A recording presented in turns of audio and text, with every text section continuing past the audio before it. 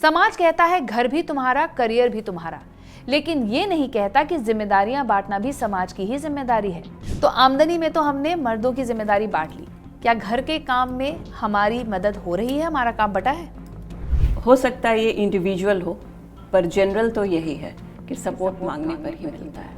By default ये लिया जाता है कि एक स्त्री जो है उसका जो पहला कर्तव्य है वो कर्तव्य उसके घर को, उसके बच्चों को देखना है। जब तक कि वो उस लेवल पे नहीं पहुंच जाती, उस ओहदे पे नहीं पहुंच जाती जहां उसको सारी दुनिया अप्रिशिएट कर रही है, उसकी वैल्यू घर में उतनी नहीं होती है। कितना डिफिकल्ट था एक हाउसवाइफ होने के बाद सडनली डिसाइड करना कि मैं एंटरप्रेन्योर बनूंगी। पैशन को आप सप्रेस करके रखते हैं 10 साल तक, अपने घर में लगाते हैं, अपने बच्चों को वक्त देते हैं, तो सबकी उम्मीद ये रहती है आपसे कि you are available as a housewife, as a mother, as a nurturing human being.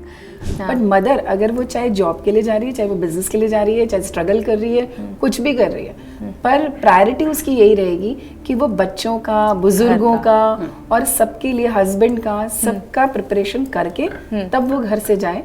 एक प्रोफेशनल और एक इमोशनल फ्रंट, एक्चुअली ये एग्जॉस्टिंग होता है, जो पुरुषों में नहीं होता है।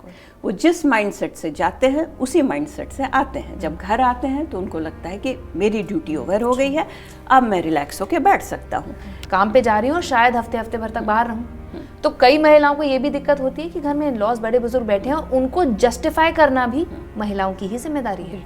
बिल्कुल आप ये समझ लें कि इन-लॉज के लिए मेरी पढ़ाई मायने नहीं रखती थी, तो काम करना भी कहाँ से मायने रखेगा।